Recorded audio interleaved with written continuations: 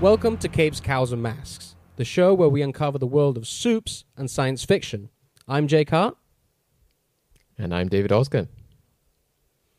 And today we're going to have a look back at 2020 because it was a strange and very different year for us all.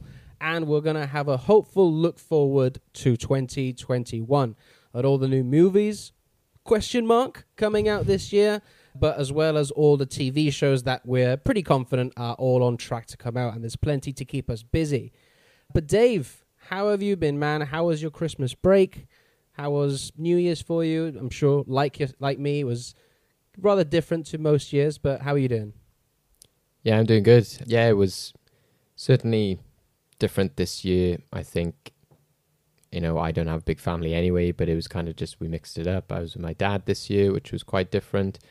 And yeah, but, as usual with Christmas, it's eating lots of chocolates and lots of treats and that kind of stuff. I watched some very random films and, but still got to see some of, the new releases like Soul. Obviously, we managed to catch Wonder Woman before we all got closed down again. Which again, the more and more this time progresses, it feels like it was a race against time in which we just narrowly escaped as we watched that film. And yeah, and now it's been a good break as well to catch up on some stuff, to watch through some things. And a lot of times throughout the year, I don't get a chance to do things like play video games and stuff like that. So I've used this break as well to finally play through Fallen Order, the Star Wars game, which I was glad to see that I was not alone on this, because I think maybe the editor of Empire magazine was also played through this recently, and one of my friends, Joe Richards. So there's been quite a few people on the internet and Twitter, etc., have been going through this game. So I'm glad I'm not the only one who's late to the party on this one. So that's been a lot of fun as well. Yeah, that's a great game. I played it last year when it came out. Oh, I should say 2 years ago now, 2019. Yeah, it's a fun game. It's sort of what I always kind of wanted from a Star Wars game, lightsaber going around, hacking stormtroopers and stuff. Yeah. Yeah, like you, man, it was a strange Christmas, a bit different and weird, but at the same time, there's nothing too bad about that. I spent it with, obviously, just my closest family, my girlfriend, and just her parents, so it was very small but intimate and nice.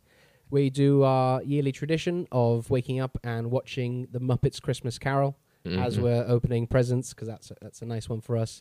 And yeah, managed to catch Soul, which was a lovely film, and The Mandalorian Disney Gallery, which was interesting to watch for the much talk about season, as we did on Mandalorian. So it was nice to see how they did all that. So yeah, New Year's, of course, I was in bed quite early. There wasn't really any point in staying up, I thought. So just carrying on, more lockdowns for us over here, but just getting through as much content as we can, and hopefully be a lot of content we can watch this year to discuss. So we'll see, man. But I'm hopeful this year. I'm hopeful things might start to get a bit better. But so far, the start to 2021 has been a bit rough. Especially if you live in America, there's a lot of times in which you just think yeah, people are decent human beings, and then something happens, you're like, oh, I'm starting to doubt everything. Your faith, and we can only get through all of this if people wise up and hopefully be sensible and safe, etc. And that's what we need. I don't want to get too Tom Cruise on it, but on the set of Mission Impossible. But we're talking about the movie industry and comics and everything, isn't it? So there's a lot riding on people doing the right thing, behaving, and governments and stuff like that, so that we can get back to this normality, if that's ever going to be a thing again. But I think that, like you said at the beginning, we still know that there's plenty of TV shows and plenty of content coming our way, because a lot of it was delayed from last year as well. So we've got lots to keep us occupied anyway. Well, so let's sort of start with that then. 2020 was, as we sort of just said, it was a very strange year. What with the emergence of this COVID-19 virus that's going around, which put the world on halt, not just cinemas, but the whole world on halt, which is very, very peculiar to see in this day and age. It's just mental, because not even world wars pulled the world on halt. So it's just unfathomable that something like this has happened. But because of this, obviously, cinemas were shut. And mass gatherings were obviously not a good idea. So all the big movies that were coming out, all these huge comic book tentpole movies, most of them were all delayed until 2021 and beyond as well. So, we're sort of going to look at the ones that did come out and also a lot of the TV shows, because if 2020 showed us anything, it was that it has begun. The streaming wars has. What with Disney Plus expanding out of the US to globally into our shores over here in the UK, Europe, and everywhere else. HBO Max launching. Obviously, that's not over here yet, but still, it's a big competitor. So it was a very interesting year for the entertainment industry. Not much news, obviously, because, as I said, everything was on halt. But, Dave, what are your thoughts about 2020 and the whole sort of experience and ride of what a year it was, even though it felt like 10 years in 1 year? Yeah, I think a ride is a good way to put it. It was a virtual ride.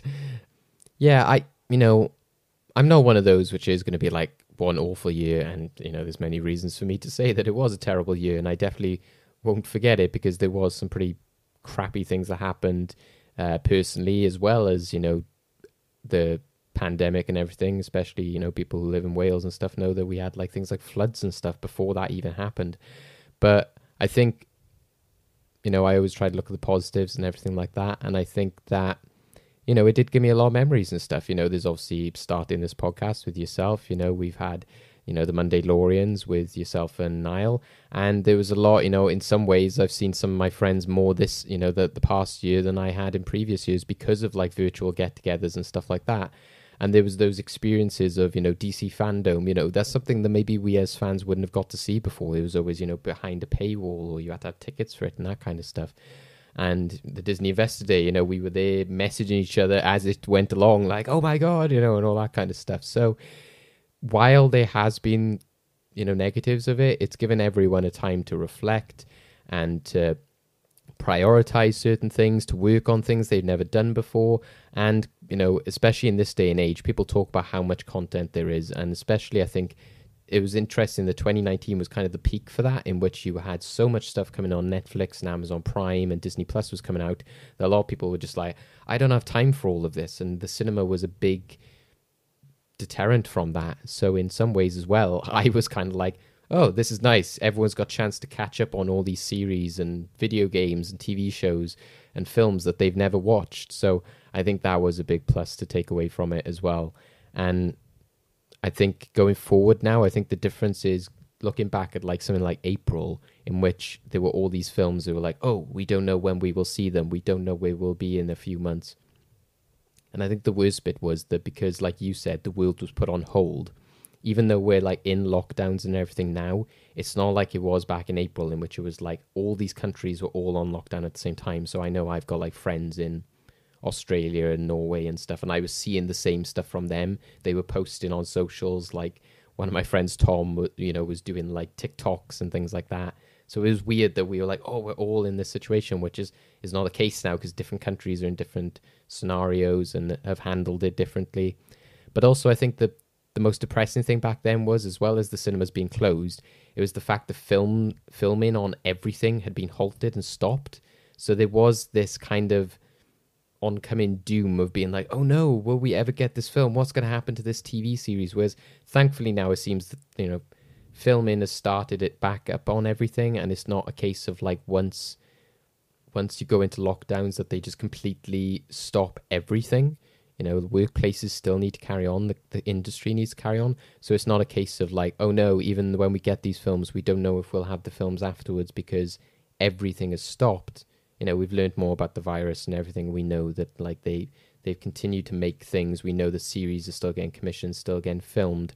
So with the Disney Plus stuff, for example, we know we're still getting that. We know that even though it might have halted filming on, say, Ms. Marvel or Captain and Winter Soldier, for example, we know that they could go back to that. And even though we're in a bad position now, they're still making that stuff, but with all the precautions necessary. So I think that that's important to remember as well. Yeah, absolutely. Similar to you, I had a lot of ups, a lot of downs this year. Obviously, mentioning starting up this podcast was a big up for me, and the Monday Lorians. and also just committing more time to like being more creative and doing more creative projects. You know, as you said, it was a big year for reflecting back, and it was quite a big reflection for me in my life. So it helped me a lot in that sense. And yeah, I agree with you on all the events and stuff. That was something that maybe, you know, the whole world was involved in. Like we were all like social media, Twitter, Facebook, everything was on fire. Hey, everyone's great. Look at this, look at that. And it was just so.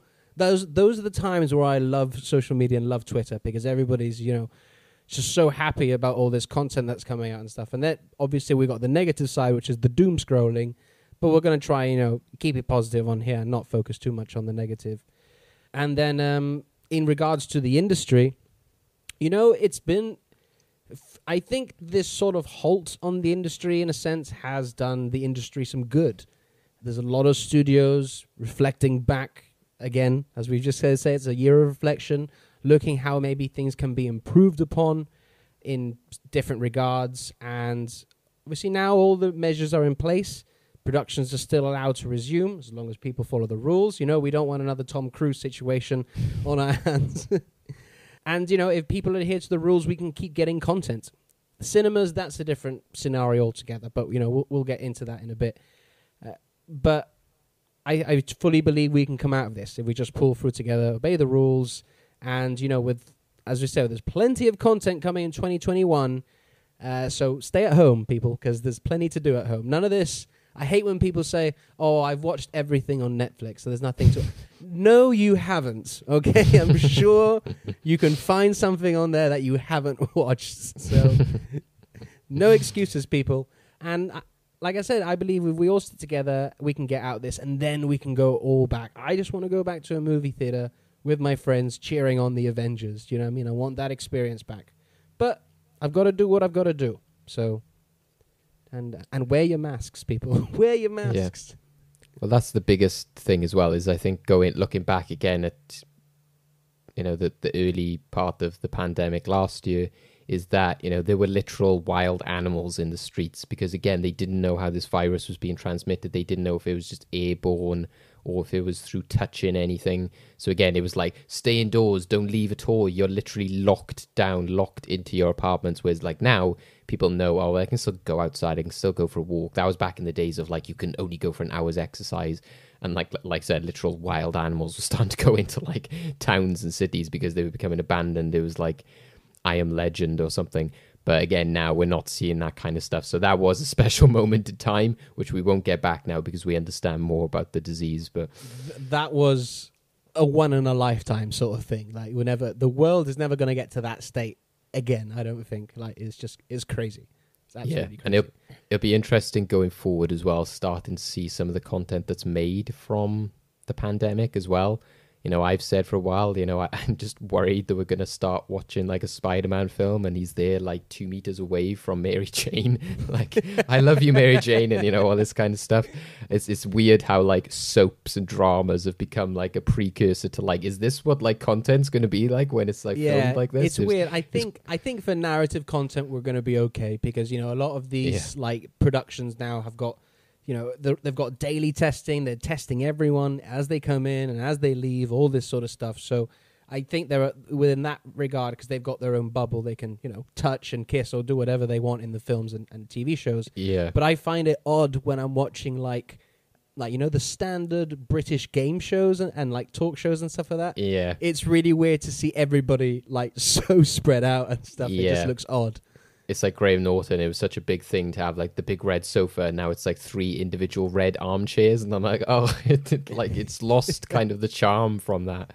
But something random you said about wear your masks and stuff. Like, again, it's like a stupid thing, but I hope they don't do this in any Hollywood movies. If they do want to replicate what the world is like right now, is don't do this stupid thing of being like a character having a mask because it's a thing right now and coming over being like, oh, hey, you know, they see him in a shop or something. I've been wondering what you and Johnny are doing together. I'm like, no, that's not how it works. You don't start talking and then take the mask off if you're in a public place. Like, you wear the mask because you're talking. God. I hate it when they do that in dramas and stuff at the moment. God, let's not get into this because this could be the whole podcast, I tell you. I'm looking at you, Spider-Man. Don't go taking that mask off in your 2022 film, okay? Positive vibes, positive vibes, positive vibes. Okay. All right, yeah, so let's look at some of the stuff that we did get in 2020. Obviously, all cinemas were shut, and most films were delayed to 2021, but we did get a couple, some on streaming, some in theaters. The first one that we got before the coronavirus happened, coming over to the Western world, that is, was Birds of Prey. Then we've got streaming on Netflix was The Old Guard. We also had Bloodshot, which did release in theaters, but then quickly transitioned to VOD. We had the New Mutants, the ever-long New Mutants that kept on getting delayed. And, of course, Wonder Woman 84. Not much in terms of movies, for obvious reasons, but what did you think of the sort of content we did get in terms of the films?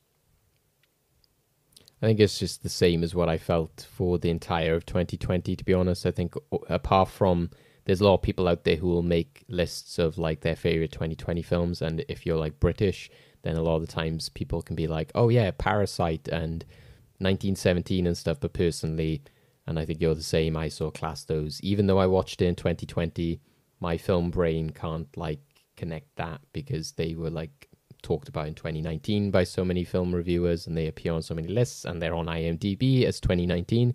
So that's the way I see it. So unfortunately for the official 2020 films, then I just felt that everything was kind of just meh and okay. Nothing blew me away. Nothing was spectacular. And I just felt that it just carried on throughout the entire year, unfortunately.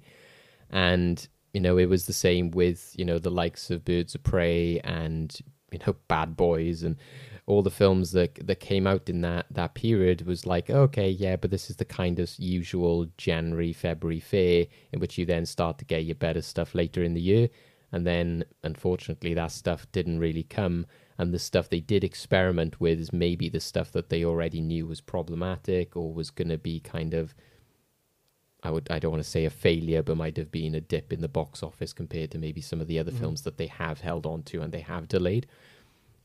So I think that, yeah, all of it to me just kind of felt a bit meh. I think obviously TV series, as we'll get on to later, they did have some massive highlights, and that's been a lot of my favorite content for the year has been in the form of television. But yeah, I just felt, you know, I enjoyed some of them, and like, you know, New Mutants and Birds of Prey, you know, I haven't watched them back, but I'm looking forward to going back to them for certain aspects. But I'm not like, wow, you know, what a film, can't wait to go revisit that because of this, that, and the other. It's just certain parts of it kind of thing. So that's just how I feel about the early part of the year, and then it just carried on throughout the rest of it, really. Yeah, I'm sort of on board with you. I think I had a couple more positive films that I really liked this year. Birds of Prey being one of them. I actually had a lot of fun with that. I really do like that film. I know you have some criticisms of it, though. But the others, yeah, I'm pretty much with you. Bloodshot, Old Guard, New Mutants, even Wonder Woman 1984. I was just like, you know, I just feel as if the standard of quality was a lot lower in here. But in other genre movies, I did really love The Invisible Man. That was one of the highlights for me in 2020. And I have my criticisms of it, and it's weird because of the release plan of that film. But I also had quite good fun with Tenet, Christopher Nolan's latest film. So, but that was a weird film because it's when it came out and the scenario of how it was coming out is it's a weird scenario. Do you know what I mean? Yeah, I think that again, unfortunately, for even some of the highlights, it's like the story around them almost became the film and the experience for me as well. So like Tenet is a good example. The savior of cinema, you know, all this. Yeah, that, you know, and like you have to see it on the big screen, and this is the big cinematic experience. So again, it's almost, I look back on it as a kind of like tech demo or something, you know, like I enjoyed it. I thought it was really good, but I don't see it as like, oh yeah, what a masterpiece of film. I was just like, yeah, that was a really good example of how to play with editing and, you know, like the IMAX experience and storytelling and that kind of stuff. But it wasn't like the complete package for me. And I think, again, that was the same for then, like Wonder Woman. I was like, yeah, this is like the fun of the cinema with, you know, like, you know, crazy jumps and flying around and all that kind of stuff. But again, it wasn't that whole package. And, you know, again, when New Mutants, it was like, yeah, the film that made delays cool before delays were a thing, you know, is like that was the thing about that film. It wasn't the actual film itself. For me, I like that film finally was released. That the highlight about that film that it was finally released, because I was sick of talking about it. You know what I mean? Yeah, exactly. Although, because we were locked inside, though, it was really nice that we did have quite a lot of TV shows to go along. So, I mean, for me, some of the highlights, The Boys Season 2 is probably my favorite TV show of the year. I thought it was fantastic. We also have The Umbrella Academy Season 2, Doom Patrol Season 2, Harley Quinn Animated Series. We got the final epic season of The Clone Wars, Mandalorian Season 2. I know you watched Westworld and Castlevania, High Score. So plenty of stuff to sort of sink our teeth to from all sorts of different streaming services, Netflix, HBO Max, or I should say Now TV here. That's where we get all the HBO stuff. Amazon and Disney Plus, of course. So what are your thoughts on how we transition to all this sort of TV? And now, as all these big studios have been saying, this is now the future for them, at least for the next few years.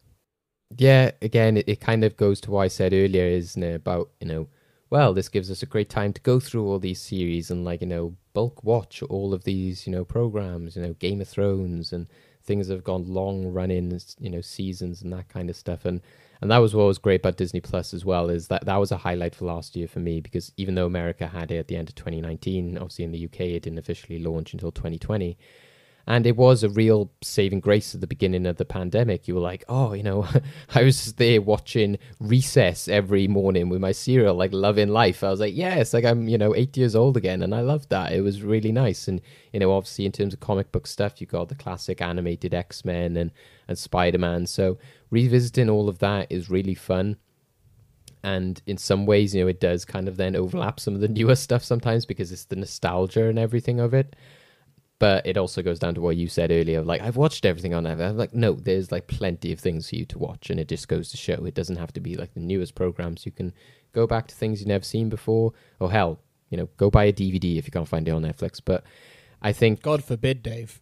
Yeah, I know. God forbid somebody would buy physical media. But yeah, I think that was a big part of it for me. I think then because of that, you had the Clone Wars finale was huge for me. And fucking chef's kiss, that show. Like, yeah, it's hard for me to think of it as like a 2020 show, because I think I don't know, it's almost like New Mutants in that, like, we as fans have waited so long, like, please finish the Clone Wars, and it never seemed like it was going to happen. And again, even when it did arrive, like, loads of people were making jokes about New Mutants, of being like, is this film real? I don't believe I've seen it, all that kind of stuff. It was almost like that with Clone Wars. I was like, it's such a long waited for thing. It's hard to see it in the same way as, like, oh yeah, The Boys, which released, the new series that come out in 2020. This just seemed like it stuck the landing. Do you know what I mean? And it stuck the landing fucking hard. Like, I've never, like, the amount of tears coming from my face on that last episode. I don't think Star Wars has done that to me in a long time. Like, and also that it just felt like it just picked up straight from where it left off. It's like the animation stayed exactly the same. The music, the characters, the voices. Maybe the production went up slightly, but there was very few things in it that you were like, oh, this feels different. This has changed. So again, I think that's why to me it didn't feel like, oh, this is a 2020 thing. It just felt like I was watching Clone Wars from like 8 years ago, which like I loved. And I do think that like final 4 part, which a lot of people have said is some of the best Star Wars that I've ever seen. It's fantastic. I love that arc. The Siege of Mandalore is amazing. And it has some of my favorite characters in this. So that was a big highlight for me. It was really emotional to go through that. And similar to that stuff I said about, Recess and stuff before, it was flashing back to a simpler time. I mean, I think for me, I said it up top, but The Boys Season 2 is a highlight without a doubt. Like, Amazon killing it on this show. Like, giving the creators all the freedom. They're pretty much like, just do whatever. I remember reading some interviews of the creators when this show was coming out, and they were saying that they were pitching stuff to Amazon that was outrageous, and they thought was going to get denied, and Amazon were like, "Yeah, go ahead, go for it." Like, which is just you don't really hear that in a studio, you don't see that many, like, so much freedom to do whatever they wanted. And oh boy, did they push the bar on this show, like in all sorts of things, politically, graphically, how TV shows, superhero shows should be watched, what they represent, what they're trying to say. So many deep things, and especially like it's an amazing show because it's incredibly relevant to our time and what we went through in 2020. But at the same time, you can watch this show any decade and it will resonate because it plays on big themes throughout human history. You know what I mean? Racism, social injustice, all these different things. So abuse of power, corruption. So it's just such a good show. Social media is fantastic television, and I can't wait for season 3. The only shame is that because of obviously the halt on a lot of things, they weren't able to go straight into season 3 like they did with season 2 the year before. So we'll just have to wait a bit longer for season 3. But other than that, fucking amazing show. But even that goes back to what we were saying before. It gives people time to watch things and do things and be more creative. And it's the same for Hollywood. Like they've had chance to rewrite things, to polish up scripts, to so it might work out better again for season 3, whereas before they might have been rushed to get in production. They might have had a bit more time to fine-tune the scripts and the episodes and everything. It's you actually posted it on our group chat. The retweet of saying Donald Trump's given him plenty of material to work with here. Yeah, Eric Kripke. Yeah, go check it out. It's just and that again was perfect because you were watching that TV series and being like, oh my god, this is happening right now. What the hell? Yeah, and which is insane because like that show, obviously season 2 would have been written way before 2020. Like, yeah. So like I think The Boys is again because even though Clone Wars was like so special to me, it was hard to like see it as a 2020 thing. So that's why like The Boys is my favorite TV series of last year because it touched on so many things, and I think you pretty much mentioned it all day. It was so important, like everything that they brought up, and they just went for it.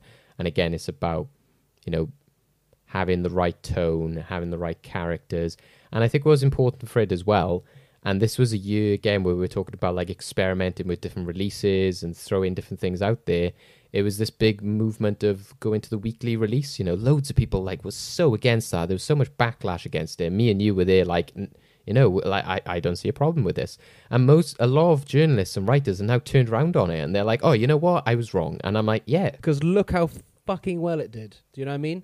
You get people talking about it every week. The Boys, The Mandalorian's a perfect example. For 8 straight weeks, that's all people talked about.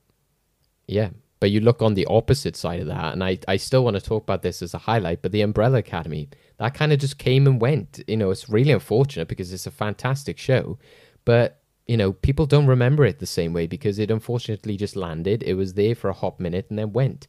So, but I do want to mention that show because, again, it was like the weird timing of it. We had just had the Black Lives Matter stuff happening, and then you have this big storyline in which they go to the 60s, and you have like characters dealing with racism and getting civil rights and stuff. And I was like, whoa.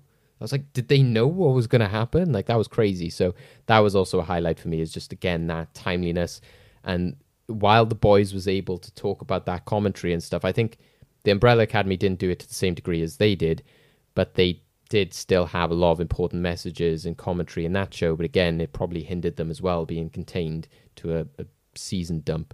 But that's just what Netflix does, so they might continue doing that. I don't know. But yeah, I think that was really a highlight as well. No, I agree with you. And on that note, I think the Netflix model, for me anyway, I don't think it works. I'm not a binge guy. And like you said, you dump it in one weekend. Yes, people talk about it for that weekend, but it's quickly out of the conversation because next week something else is dropping. Do you know what I mean? And I feel as if they've sort of painted themselves into a corner now because I don't know if they can change formula now because they're so famous for the binge thing. They sort of started that. I don't know if I can see Netflix becoming, this show's going to be dropped weekly. Like, I don't know. I reckon a lot of Netflix hardcore people will be like, I don't like that. Like, yeah, it's the Pandora's box thing, essentially, isn't it? They've opened the box, and can they go back? And I think that it also gets rid of that water cooler moment as well, isn't it? Like, with... I've always said this, the water coolers, yeah. We can say, like, hey, did you see episode 3 of The Umbrella Academy? You don't get that. It's like, where are you? I'm on episode 9. Oh, I'm on episode 3. We can't talk to each other. So you have to, and then it's really unfortunate that then you have to just talk about the season as a whole. So I've had a lot of conversations with people like, oh, I loved episode 3. I loved what they did there. And they're like, oh yeah, what was that again? I can't remember. It's like, oh, so you miss out on some great things because you just talk about things as a whole. It's like 10 hours. A perfect example was The Mandalorian when we did The Mandalorians. Do you know what I mean? That was amazing to go take each episode, take our time with it, and look at everything that they're doing in this episode. Because they're also so different in a way, each episode. So, yeah, like the penultimate episode. Can you imagine maybe like having the effect of that episode if we had just binged the entire thing? You probably wouldn't have taken on what happened in that episode if it wasn't for the weekly release. Well, and the same for all the character reveals. Bo-Katan, Boba Fett. Yeah. Spoiler alert, guys who haven't seen the last episode of The Mandalorian. Yeah. Luke Skywalker. And yeah. all these other big characters. So yeah, I say bring it back. Bring back the weekly format for TV. But it does comfort me that HBO Max are doing that. They're doing the weekly thing. So yeah, that's another thing I'd like to mention about 2020 is HBO Max. Like, it has this service has the potential to be big because Warner Brothers, they own so many huge properties. DC Comics, Harry Potter, as well as other huge franchises. So why are they not capitalizing on that? And there's this big question mark over it as well about, is it going to be available outside of the US, which I think is hindering them a lot. I mean, especially going forward into 2021 and beyond, with all the projects they've announced for HBO Max. Hey, we want to get something over here as well. You know what I mean? Like, yeah. And I think their originality has really been their strength as well. The fact that they're like, hey, we're doing this like Lovecraft series. And you're like, okay, that's random. That's different. Raised by Wolves, man. Yeah, and that it's based off the fact that it's Ridley Scott. But it's not just like, hey, Ridley Scott does an Alien series. It's like Ridley Scott. The name there is enough to like get people on board. So it's a chance for him to do something different, something new.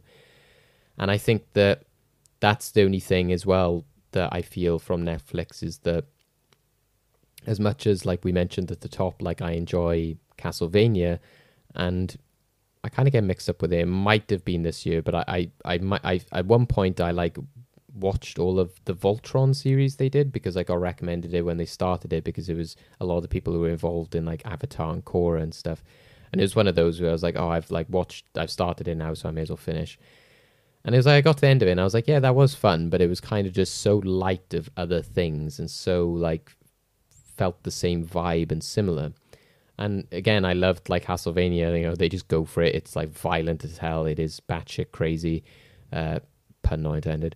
But it's the fact that you still come away from I still feel that that's like a kind of studio made thing. They're like, hey, you know what's popular? That. Let's make like this thing. And that's why what's so great about like The Boys. And I think The Umbrella Academy is like the exception to that for Netflix.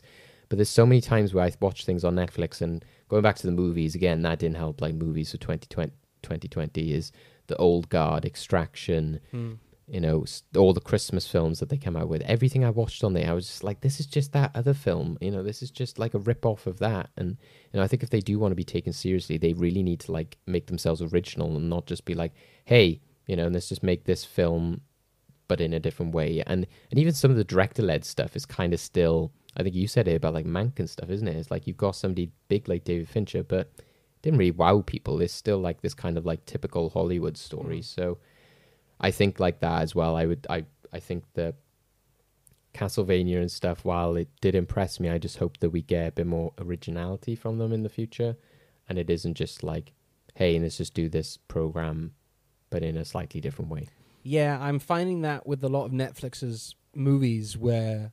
I've said it before, I don't know if I've said it on this show, where it seems very algorithm-based type of films. Like, they're just throwing things at the wall to see what sticks, and they're like, the algorithms are showing us that this age group like this type of movie at this length, and it's like, give them that with this actor. Do you know what I mean? So let's give them that. And it doesn't seem to be very creative or original in a sense, and which is funny because... Netflix make a big thing about being very creative and, creative freedom, make whatever you want. Yet the things that they're making seem very formulaic, which I get a lot of people say that's the same about the MCU, but that's a different conversation, I think. Yeah.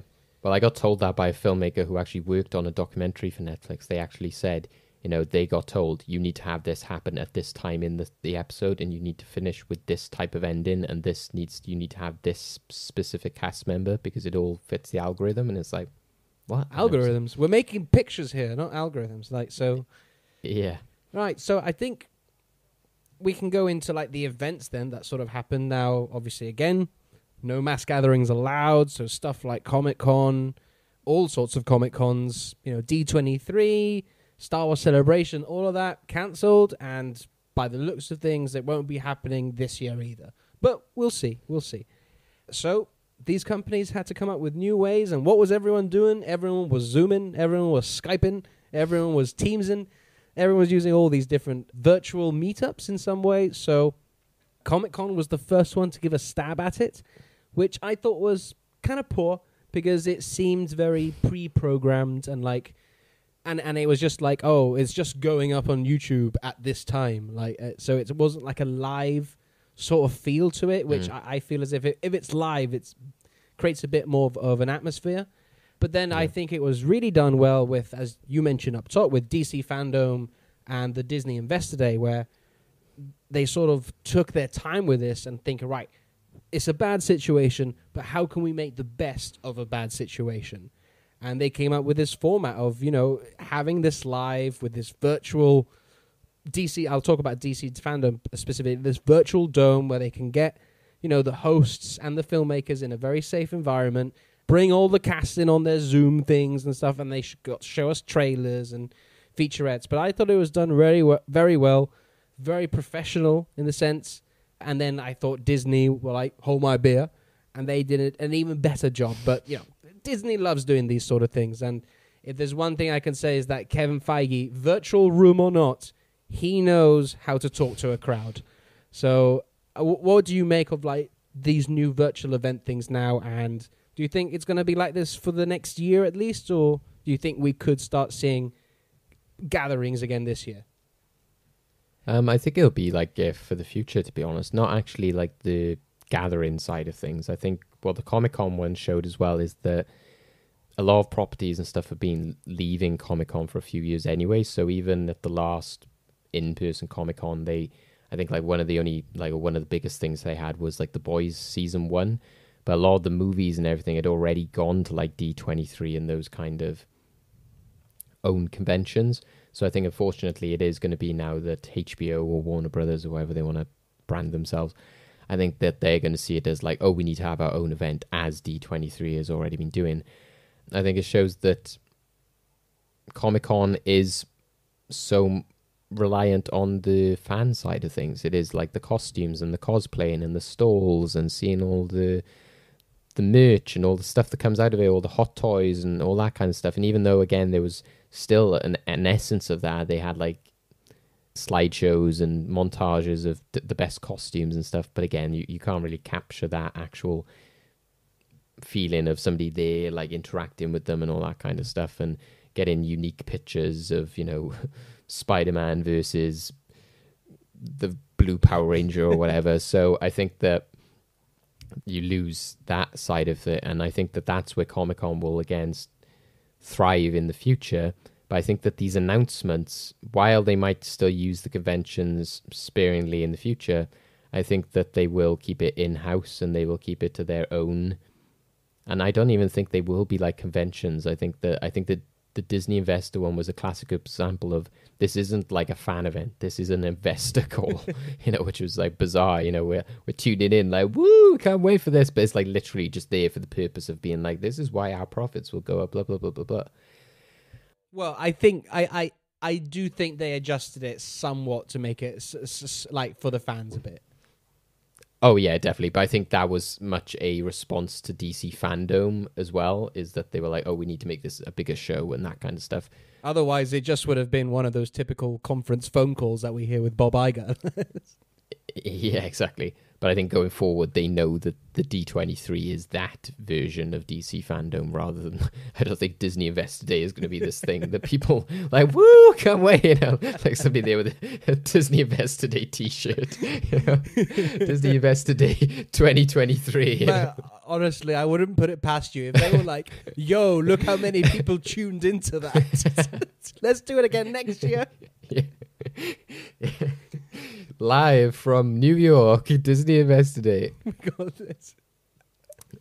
It's just called like DID, and it's like, what does this stand for? But anyway, yeah, I think it would go back. Whether they make D23 yearly or something like that, maybe. But to me, DC fandom felt a bit more special because I think that even though you said about the whole their beer thing, I felt the D23 was such a throw, here's all this stuff at once kind of thing. Whereas I like the DC fandom, like you said, I like the virtual dome. Let's go to this room now. Let's go to this room. And it wasn't again like, hey, let's go to this head of marketing and this guy who heads up, because again, Kevin Feige is a great guy, and most of the people they have, like the head of Pixar, the head of Disney Animation, are pretty cool. But again, is the head of Disney Television the most interesting person? He's just like a CEO.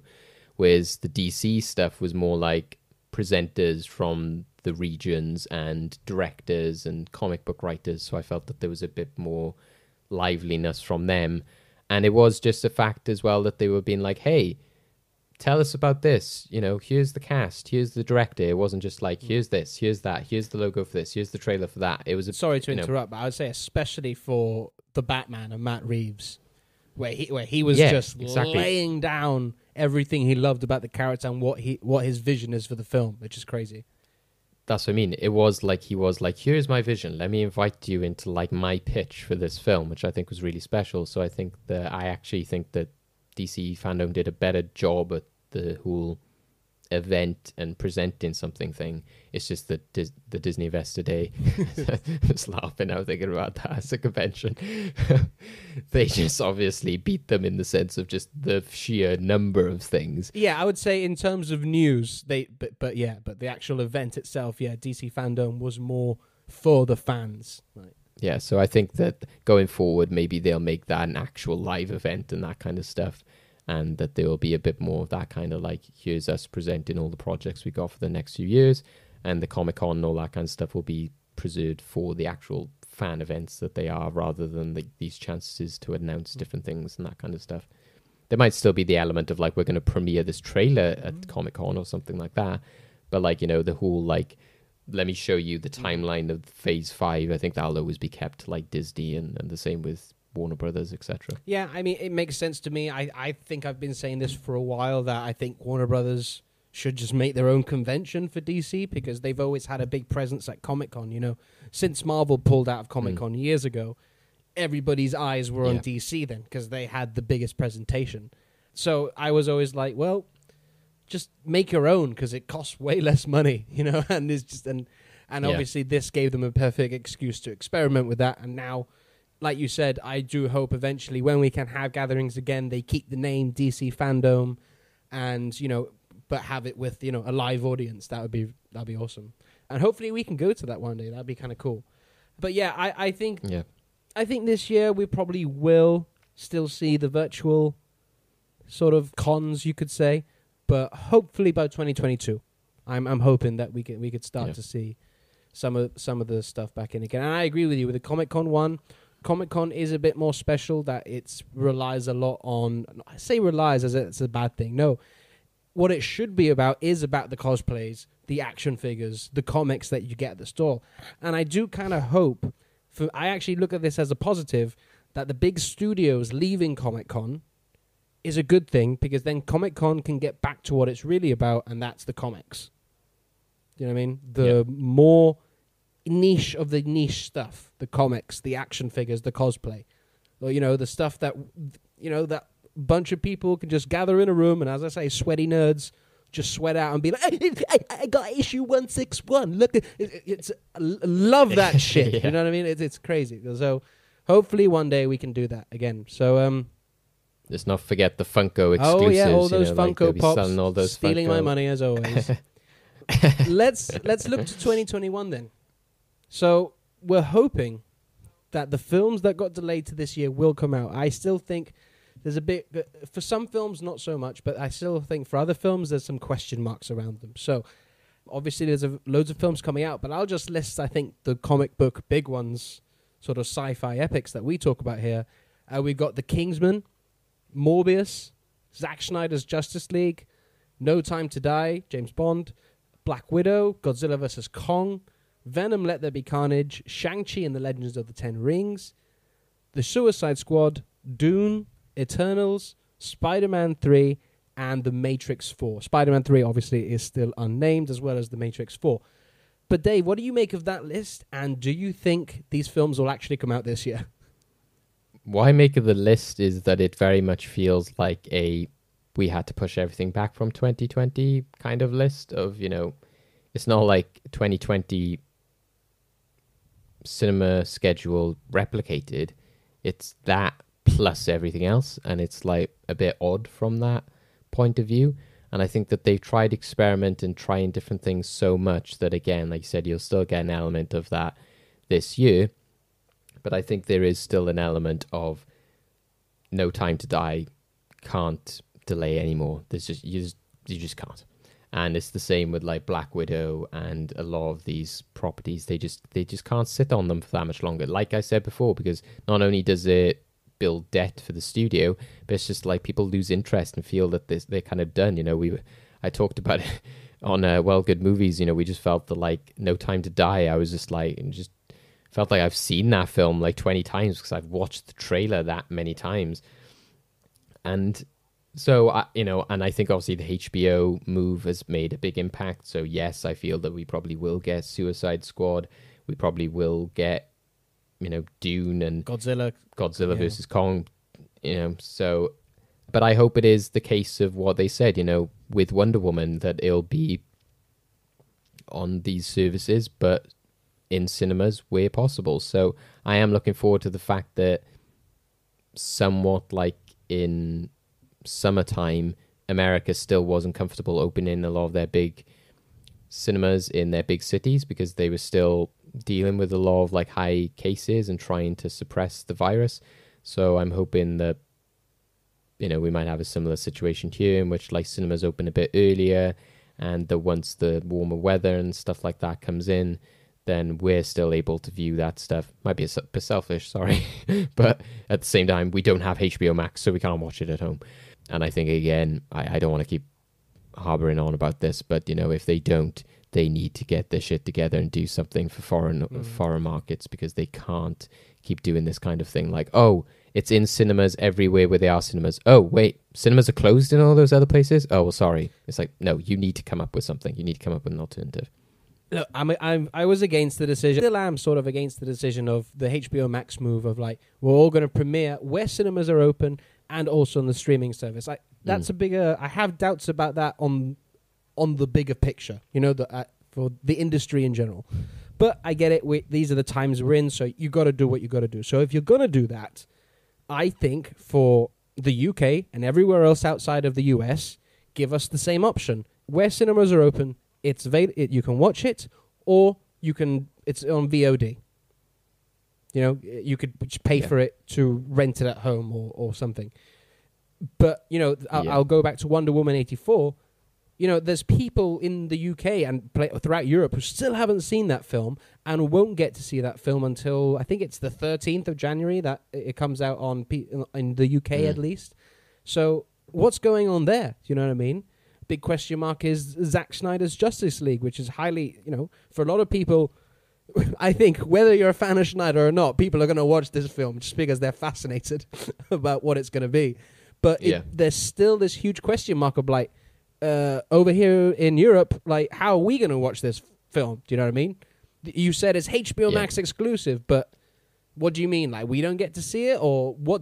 Is it going to come out in cinemas? Are you going to have a physical release? Is it going to go to Sky? Like, you haven't told us anything. So, and I feel that with a lot of their projects, Godzilla vs. Kong, The Matrix 4, Dune, all this stuff, I'm like, yes, but what about us? I know it sounds selfish, but I'm a bit like, but you need to have backups in place if we to go into another lockdown. Now, look, we're in a lockdown now in Wales. England have just announced a full lockdown, and they won't be reopening till the end of March, earliest. So that means The Kingsman, which is meant to debut in February, what's going to happen with that? We can't. Obviously, that's Disney. I'm not saying it's Warner Brothers, but what's going to happen with that? How are we going to see that film? So, yeah, and I think that the problem as well is that I think, to me, the HBO Max situation is a happy medium. I think that because you're still putting it in cinemas where they are able to, and a lot of cinemas in the US are open. I think that it's not that Pandora's box thing of like, it's only on here. They can still go, oh, well, we're now taking it away from this service. Yeah, they might be like, okay, well, you can pay £30 to watch it at home, but you can also pay £5 to go watch it in the cinema. That's, to me, what I think makes sense, is that you pay for the more premium experience at home because you're paying for that luxury, and you pay the cheaper experience to go watch it in a room of 100 people because you're watching it with 100 other people. And that, I think, is what HBO, at least the situation there, means that you're still getting that happy medium, that they're not going, oh, well, we can't go back now because at least it was in the cinemas as well as at home. I do think, though, that with the case of Godzilla vs. Kong, The Matrix 4 and Dune, like we've said previously, is that they are potential new franchises, and I think that it hinders them by saying that these are worthy of streaming and at home.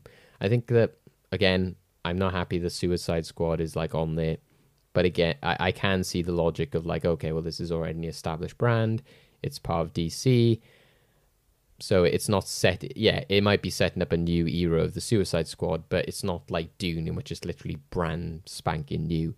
So I think that, and again, you're getting all these other random films, like, was it In the Heights, like that Lin-Manuel Miranda film. Like, that is like a perfect example of being like, yeah, that makes sense going on there. It's kind of like a mid-tier movie, and there's loads of films like that going on there.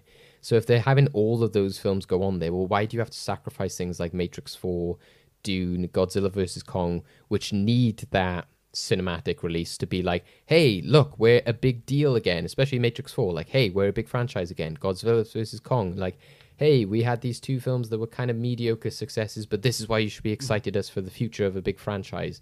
Not just like, oh, we're just going to dump it online, and then some people might like it, but you won't get a gauge for whether it was successful or not. I think that's... Whereas like another Suicide Squad would kind of be inevitable. I also think with those films you're mentioning, particularly like the Suicide Squad, Dune, and Matrix 4, those are all in like the later half of this year. So in a way, I think they maybe called it rather early. Who knows what we're going to... Like, you know... Yeah. Dune is meant to come out in October, right? You know, I'm hoping, fingers crossed, I'm hoping you would think by then that we've got some sort of handle on this, the vaccine's rolling out, or whatever. I'm not going to get into that right now. You would hope that by then, okay, a lot of cinemas are open now, people are starting to maybe go out, socialize more and stuff. Let's just release it in cinemas. So I think, but you can't now because you've already said that you're going to release it in HBO. So I think it's just a bit of an early call for some of those films. I should have, maybe, I think, what I would have done anyway, is that, okay, the first half of 2021, all these films will be coming to HBO Max, because we're unclear what is beyond that. So, but anyway, we'll see. Obviously, if I can get to a cinema, I will be watching all of these films in a cinema, if I can, as long as it's safe as well, of course. So, as they said, all these companies, streaming is the future. Disney Plus, HBO Max, Amazon, Netflix, we've got it all. And so some of the shows that are going to I think Disney Plus, most of all, in terms of like comic book stuff, what with the MCU, they are going all out for the TV shows this year. We've got WandaVision, Falcon Winter Soldier, Loki, What If, Hawkeye, Miss Marvel. That's just this year alone, not including what else we got coming up in 2022. And then we've also got some other shows from Disney Plus, like Star Wars, The Book of Boba Fett, The Bad Batch. Amazon, we've got Invincible, that new animated show coming out, and plenty of other, super comic book shows that we are still unsure when we're going to get them, but, Boys Season 3, Umbrella Academy, Westworld, I believe, is probably having another season, same goes for Harley Quinn, and all these other amazing comic book shows. Obviously, I don't watch it myself, but I know there's a big fan base for the CW DC stuff as well, because all those are resuming very shortly. So what do you think, Dave? Do you think it's too much? Is there too much TV? Or are you happy that we're getting a lot of different stuff going on this year? Yeah, I'm happy that we're getting a lot of different stuff this year. Again, I think it's just that combination of the films and TV shows. I think that it might be a saving grace that say like we get to May and it's still like not in the position that we need to be, though you would still have those Marvel shows to fall back onto anyway. But I think that idea of being like, hey, invest in this like 8 to 10 episode long series and then go watch like Black Widow and Shang-Chi all at the same time, as well as getting comfortable with going outside and go to the cinemas at the same time, I think is quite a big ask. So I think that that's my biggest concern. I think I can understand them doing it because, again, it's why I said before, it's the idea of all these things that got delayed last year now being pushed onto this year. But that's why I'm surprised that they've just kind of been like, yeah, Miss Marvel, Hawkeye, and I'm like, well, we probably would have just been happy with Loki, WandaVision, and Captain and Falcon and Winter Soldier. So, Captain and Winter Soldier, sorry, spoilers. The final episode of the show that hasn't come out yet. So, yeah, I'm surprised that they just didn't simplify it a bit more and just be like, right, these 3 series that we didn't get in 2020 and the What If as a little bonus. So, yeah, I hope it doesn't become a bit too much. On the plus side, you know, like I said, if everything does start getting delayed or shut down and everything again, then we'll have plenty of content and stuff to keep us happy. And also, like, what was great about Mandalorian is that you had that thing to look forward to every Friday. There was that talking point every Friday morning, and that weekend we'd be talking to different friends, and you'd be like, oh, yeah, I need to get up to watch that. So I think it's good that you'll always have that as well. You'll always have that thing to watch. It's not going to stop, every I Friday. tell you. It's every Friday for the next year. So I think that that's really fun. But again, I'm just concerned about how it'll correlate with, the different... And even again, it's like, will we be watching all the Marvel stuff? And then Suicide Squad will come out and be like, whoa, I need to get my head in the different, universes kind of thing. Whereas usually you have like... Avengers Endgame comes out and then 2 weeks later, this other property comes out or whatever. So you've got a bit of buffer time kind of thing, whereas it's a bit harder when you're like constantly having like a TV show which is like out every day and week when you're trying to get your head around like another franchise. You know what I say, Dave? Fucking give it all to me. The only problem I have is time. Time is the only issue here because I don't have enough of it to watch all this show. Like, that's the only problem for me. Just give me all of it. Just fucking... Just like X-Men Days of Future Past. If I had time in a bottle, the first thing I would like to do is watch all of Disney Plus. No, I'm super excited for all these shows. I can't wait. I mean, maybe it's just the nerd in me, but I can easily go, right, I'm out of Marvel, I'm in DC now. That's not a problem. Like, I can imagine maybe for general audiences it can get a bit confusing. Wait, who's now and what now? Is this part of that universe or like whatever?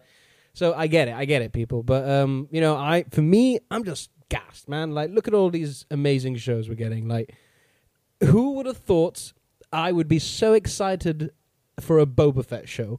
Who would have thought the world would be excited for a Boba Fett show? You know what I mean? Everybody's like, oh my god, the Book of Boba Fett. As well as all this Marvel stuff coming on, like focusing on the secondary characters. Like, no one would have thought that we would be so excited to see all these characters in a TV show, which is insane. And I also think it's a big feat what they're doing. Now, Marvel have already done something which I thought was impossible, which is build up this huge interconnected universe of films, interconnected to a point of like, this is insane. But now they're taking a step further with the TV shows interweaving with all the movies. So it is a huge undertaking. So I have to give them props because they're very ambitious going for this. And if it works, which, I'm pretty sure it will work. I think it will work. I think everybody's pretty much on board. Again, it just goes to show why they're arguably the best movie studio in Hollywood at the minute. They're just consistent. They know what they're doing. They know their audience, and they know how to execute things. Say what you will about the movies. I'm sure we've all got opinions. You can't deny how they operate as a studio and how successful that is. So, yeah, I'm super looking forward to all the shows as well as obviously interconnecting with the movies. And then I just hope, some of the smaller shows get their time to shine. I do hope we do get like Umbrella Academy or Boys. providing they get production done on time and stuff like that. But I look forward to watching those again. I think there was quite a big gap, wasn't there, between Umbrella Academy, even season 1 to 2. So I don't anticipate that coming out this year. But I imagine it's like you just said. I think that as long as you time it right, because even with the MCU, there was always that element of like, if there was 3 films coming out that year, then it would be like those were like, oh, we were talking about this in February. Oh, now we're talking about this in May, and now we're talking about this in November. So they would take up.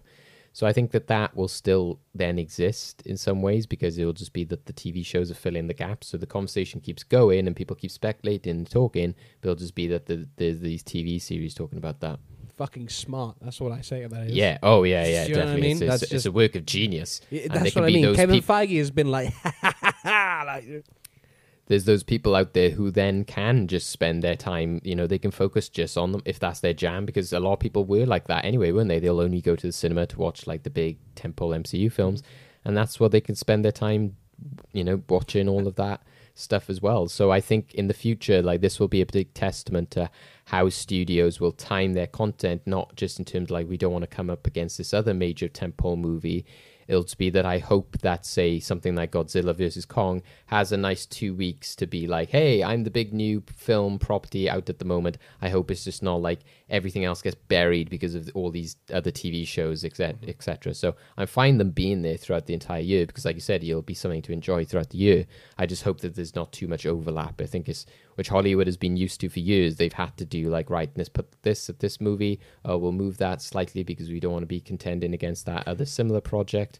So thing is, though, I think a lot of those issues get eliminated when you're on streaming, though, because you're not fighting for box office numbers. Do you know what I mean? You could easily, if you're at home, you could go on. I'm just saying, if you're in America, right? You could watch something that comes out on Disney Plus, and then immediately go on HBO Max and watch something. Like, if you're at the cinema, you're probably only going to watch one movie that day or that weekend.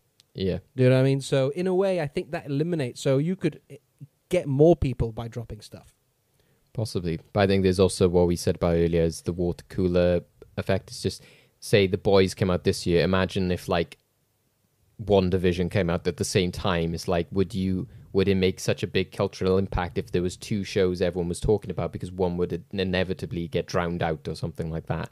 Or people would then, your casual viewers would be like, oh, which one should I watch? Oh, I'll just go watch that one. Yeah. So one of them would suffer because of it. Yeah, I totally agree with you. You've got to be strategic with this, and this is why. But this is why I think how it's going to get very hard, because there's so much content now, is that where do you put it? How does it not interfere with something now? Because all these studios are just pumping out content, not just obviously, hopefully theatrical, but all these streaming shows, which is it's just insane. Maybe that's where the Netflix algorithm can come in. It can be this super brain that just knows where to place things, but it doesn't make the content. It just knows where to put it. It's like that meme of like the blue brain where it's like exploding. Yeah. It's the hive mind. I'm going to ask you, so for 2021, what's your most anticipated thing? Movie and TV show. Yeah, most anticipated content. That is the world we live in now. It's content. I know our friend Niall doesn't like that word. I'm sorry, Niall. He doesn't like being called a consumer. I would say one of my most anticipated movies is definitely The Suicide Squad, because as we've mentioned before, I'm a big fan of James Gunn. I think that film looks, to use a term I've used before, batshit crazy. And also, what we saw from DC fandom shows that it's a massive cinematic experience, and it looks really fun, and it looks like it's really in a clear direction. It clearly has its tone and vibe that it's going for, and I have a lot of faith in James Gunn, and I'm really excited to see a lot of these characters. Whereas I think the unfortunate thing with Wonder Woman is this like cheetah, and you're bringing back Steve Trevor and stuff, but with this, you're just like, oh my god, I can't wait to meet Polka Dot Man, so it's you haven't got those like Weasel. Worries and like, I want to see Weasel. Who's out there saying like, that's not the Weasel that I know, it's like, so they don't need to worry about that as much. And I can just imagine that hashtag, that's not my Weasel. Is that the opposite of that Cartoon Network show, I Am Weasel? So, yeah, I'm really looking forward to that. I think it's going to be a lot of fun. It was one of my most favorite panels at DC Fandom. And yeah, I think it's going to be a blast. In terms of TV shows, I'm really excited for WandaVision because it is setting up this big multiverse idea, which I think is crazy and it's going to be really interesting. And I think it'll be great for the character because I love Wanda and Vision as characters. I think they're fantastic. And the more we see of it, the more interesting it looks. And I think a lot of the creatives and people like Kevin Feige have said that while we haven't been able to take as many risks in the MCU before, TV is our chance to do that. And I think that's why Loki as well couples up with WandaVision. You know, no disrespect to Falcon the Winter Soldier. I think it'll be great, especially if they do certain things with the story, as I said in our reaction episode. But I think that these two properties look the most unique and the most different. And I think the Loki as well is really touching on some very interesting elements and some really fun stuff. Yeah. I saw some speculation about, you know, the scene where he jumps out of the plane and there's like, he's got like a suitcase like money. Like people were saying that there was a guy who did that apparently like years ago and he disappeared. It was like this man and Loki's dressed like him. So people were speculating then like, oh, how awesome would this be? Because it's to do with the TVA. The Loki is like placing himself in mysteries and people in time that have gone missing or like have, you know, been, you know, massive urban myths, like that kind of thing. So it'd be great if that plays on that, you know. So, and I think I heard somebody say that, they said that wouldn't it be great if people could then, something happens in life, like something disappears, like, oh, maybe Loki was behind it. I was like, that sounds like a really fun idea. I like that. So the more I see about Loki, the more I get excited about that. I love the look of it. I love the like different, you know, letters and the Asgard stuff and WandaVision as well. So yeah, I'm really looking forward to the Suicide Squad. I think Black Widow, again, I think they did the good job of that, of like completely taking it out of like the public eye. So I think I'm ready to be excited about that again. Again, it looks like a great cinematic experience. The same for the Suicide Squad. I'm a big Kingsman fan, as I said before. I'm excited for that. Godzilla vs. Kong, I've enjoyed those last two films. But again, I just hope that it gets that big cinematic release that it deserves. And also Eternals, I think, because that looks like it's going to be a new direction for the MCU, a kind of new Guardians of the Galaxy. Not to say that it's going to be like Guardians of the Galaxy, but that was a franchise that went off in a different direction, and I hope this does the same. It's a big cast of characters. I think there's going to be a lot to dig into with that. Lots of new interesting places to go with it. And then, yeah, like TV show-wise, obviously the Star Wars stuff, Book of Boba Fett, The Bad Batch probably might edge it out because I am such a Clone Wars fan. And I think that they're going to really go into some interesting stuff about transition into the Empire. And then, yeah, WandaVision and Loki. Nice. Some of the other stuff I'm a bit more skeptical. Like I said before, I'm not sure if Hawkeye is going to be this year. So I'm like, we'll see. I don't know. They seemed pretty confident, but yeah, we'll see. We'll see. I mean, for movies, you all know my answer. My most anticipated movie is Dune. Like, I absolutely can't wait for this film. I'm such a huge fan of the book and the entire world that Frank Herbert created. It's so vast, it's so rich, it's so deep. It's amazing. It truly is one of the greatest sci-fi epics ever created in history. You know, I would say that alongside Star Wars and some of these other big blockbusters and Lord of the Rings. I hold it up there with that, but on the sci-fi side of things. And you've also got Denis Villeneuve directing this film, which is one of my favorite directors at the minute. I pretty much love all of his work, so I'm fascinated that he's doing this. And then we saw from the trailer, it does look like this epic, huge, orchestral style sci-fi film, you know, with the music going on and the visuals. Like, I can't wait for it. It's going to be, I have no doubt it's going to be good. It's going to appeal to my taste of movie, my taste of sci-fi.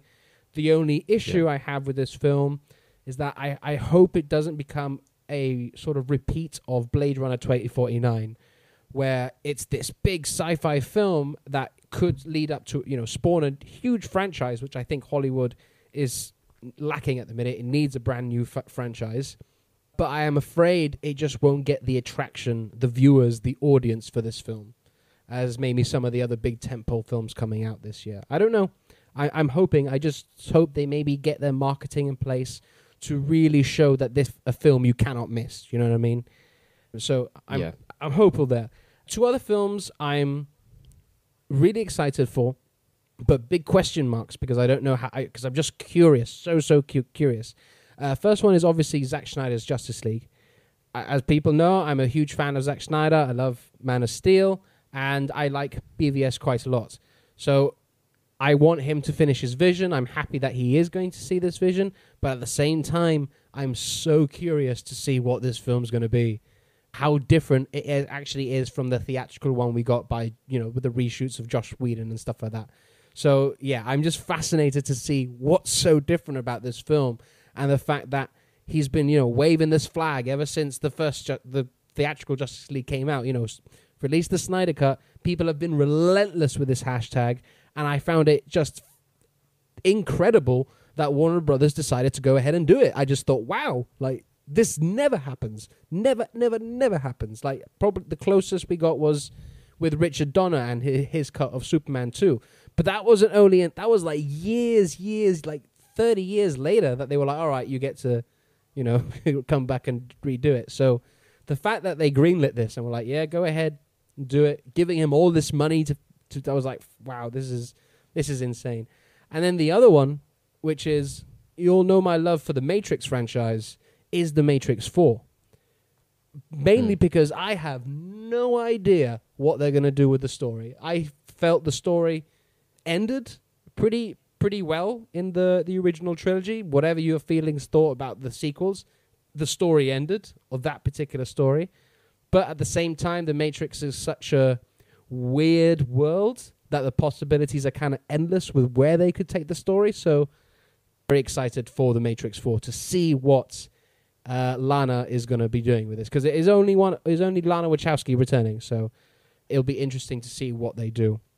On Marvel, like you said, I am very much excited for Eternals, big sci-fi epic, but my love of martial arts movies has me drawn to Shang-Chi, because I love Eastern cinema and martial arts movies. The fact that they're really focusing on that, a fully Asian cast, Asian creatives behind the movie, give it to me. I'm all about that flavor. I just hope they can pull it off, and I'm really excited about exploring a new world in the MCU, and I think this is ripe for mythology. This could be like another Asgard or a Wakanda. Do you know what I mean? I think you got all that there.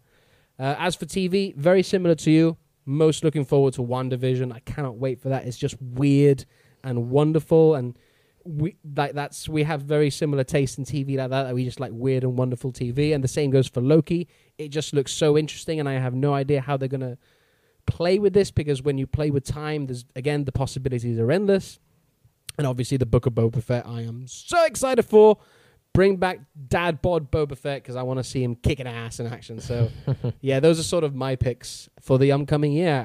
Hopefully, I'll get to see all the films anyway in the cinema, because they're towards the end of the year. Also be interesting with Shang-Chi compared to Mortal Kombat, which is meant to be coming out, because I'm surprised the HBO went with that, because we haven't seen anything about that, so they could have easily just kept that for another year or later down the line. Because that is obviously so ingrained in martial arts and that kind of stuff. So I'm kind of hopeful for that as a new franchise again. Unfortunately, it has to it go into streaming. Hopefully it doesn't mean that it becomes a streaming movie or franchise, because again, we want these new franchises. And I think Mortal Kombat, due to the success of the games, could be one of those franchises. So I think that hopefully... it's not like when they did that weird Tekken movie years ago. It isn't just they Dragon just got Ball a bunch Z of yeah, that was something else altogether. But just they don't get a bunch of C-list actors, and it's kind of just a really stripped down version of Mortal Kombat. I hope they go for it and they can explore this world and this mythology and everything, so that they can set up another potential new franchise. And that's why it's interesting whether those two will conflict as well with Shang-Chi and everything. Yeah, I mean, I'm not going to lie. Right now, I would say the brand of Marvel is a lot more powerful than Mortal Kombat. So I think if anyone's going to fall short, it might be Mortal Kombat. But we'll see. Yeah, well, that's what they keep doing. They're like, oh, you're doing this thing? We'll do it first. It's You do a multiverse, we got the Spider-Verse and the about multiverse. to say, that's another film I'm so intrigued to how they're going to do, and that's the Spider-Man 3 film. Well, with all these crazy casting announcements and stuff, I'm just like, what are you going to do in this film? Like, what's happening? It's going to be interesting. There'll be they've made a lot of sacrifices for this film, Jake. They made a lot. Do you realize how much they've sacrificed? Oh God, please, yeah, bring it back for that line.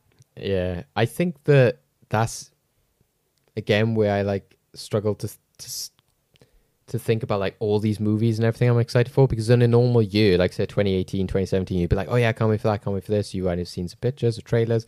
But because all of this stuff is kind of still up in the air, it's hard to get excited about not knowing what's going to happen. But if we do get it, then yeah, great, fantastic. And it'll be like any other year, I suppose, isn't it? Where you get like blockbuster after blockbuster after blockbuster, which at the time on paper looks like a lot. But actually when you're like living in that moment during the year, it doesn't seem so much. So, Dave, let's roll out of here then. So we've looked back at 2020, the ups and downs, and we're hopeful for 2021 that we can have a much better year. But any final words before we get out of here about what to look forward to in 2021? I think obviously, like I said, what we've echoed before, just, keep safe, keep satisfied, all the pros and everything that we've got, just keep happy that, we're getting all this amazing content and there's plenty of watch to keep us occupied at home. And I think that, it's a great time for content, regardless of what happens with movies and that kind of stuff. But like you said, support cinemas where we can, when they are able to be opened, and just use that time to sort of appreciate the things that we don't have and that we will hopefully get. But we won't get all of those things unless people stick to the rules and believe in science, but again, don't go down that route. But, then, and hopefully we're going down a better route, because again, without getting into things, but it was a classic example with that Eric Kripke tweet, which I said about with the boys. It is, at least we're getting rid of like the orange what's it from America, which might help things over there, because maybe they'll get a handle on their coronavirus situation if their cinemas are able to open, and that kind of stuff as well. It's it's quite important to how the industry succeeds. So impeach Donald Trump. That's final words from Dave. Impeach Donald Trump. I'm going to be a bit more subtle. Yes. No, I hope, again, like there's plenty of stuff to look forward to on TV, and hopefully we can get the cinemas back open, we can get the box office running again, we can get movies going again, we can get talking about movies and being excited to go to the cinema. But people, the only way we're going to do that is if we follow the science, stick to the rules, and just please socially distance and wear your goddamn mask. Please, none of this over-the-nose shit. I'm tired of seeing this over-the-nose shit. Like, you got to stop. You got to stop, people. Come on. Me and Dave, we need to go see these movies. But other than that, keep safe, people. To those who are following the rules, thank you very much, because we want to go back to the cinema. We want to go out with friends again. We want to go back to some form of normalcy. So we hope everyone can keep doing their part. We're doing our part. What are you doing? That's all I can say. But in terms of the content, yes, we're going to be spoilt for choice. There's never going to be a Friday morning I'm going to wake up and there's not going to be anything to watch this year. So, again, going back to what I said at the top, but don't complain to me that there's nothing to watch, because there's plenty to watch, people. And plenty and other ways as well. If you feel that there's not a lot to watch, then go read something. Like I said, absolutely. Comic book artists, go read your graphic novels, go read comic books. Like, oh, I love that film. What's the original story behind it? And then even things like short films or smaller, low-budget projects. I said, like last year, I really enjoyed. Somebody made a Gambit short film, which is on YouTube. So play for keeps. Go check something like that out. It's fun. We didn't get that Gambit film with Channing Tatum. Maybe that's our answer to what we watch instead. Yeah, echoing on Dave, read more, and not just comic books as well. Read more novels. If you never read Dune before and you're like, oh, this sci-fi film looks interesting, read the book, because I promise you won't be disappointed. This is where Jake uses that Umbrella Academy power. It's like, I heard a rumor you've read Dune. Read Dune, people. And the same goes for, and if you're a Star Wars fan, a brand new era of Star Wars has just been ushered in with the High Republic. So, a couple of books already now. Now, I can't wait to sink my teeth into those. There's so much content out there for everybody to enjoy, to watch, to read. And, you know what I mean? Set up your little group chats with friends as we've been doing and just do some watch-alongs with your pals, because I can tell you it can be quite fun. On that note, I think let's get out of here then, because I think we've said enough. All right, Dave, let's get out of here then. So, with us, Capes, Cows and Masks. You can follow us on Twitter at Capes, Cows and Masks. And we're on Facebook at Capes, Cows and Masks. And subscribe and follow us on Anchor, Spotify, Apple Podcasts, Google, any place you can get podcasts. And if you're feeling generous, especially on Apple reviews, give us a thumbs up, give us a review, because it all helps us put up those algorithms as we keep talking about. Give us a like, share, and follow, and just spread the word. You know what I mean? We got lots and lots planned for you this year.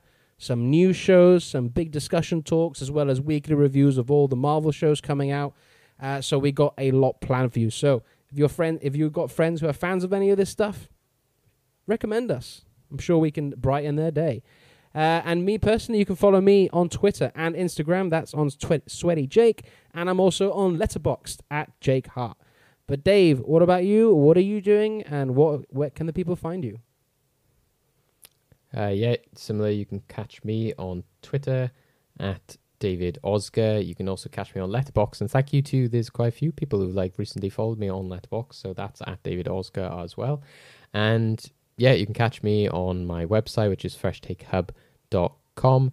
And make sure as well, just another final message is, if you are feeling the effects of lockdown and stuff, like Jake said, reach out to people and make your group chats and your messages and, chat to people, collaborate with stuff. It really does help during lockdown, when times where we have to keep indoors much, and social media can be a great help during that time. So, get on your socials, follow lots of different people, which you might not usually follow, and all of that can help. I know during this time, all the memes of Donald Trump has definitely helped me. All I can say is, thank fuck that's over with. Great stuff. Okay, with that, everyone, stay safe and take it easy. Peace out, guys. Bye.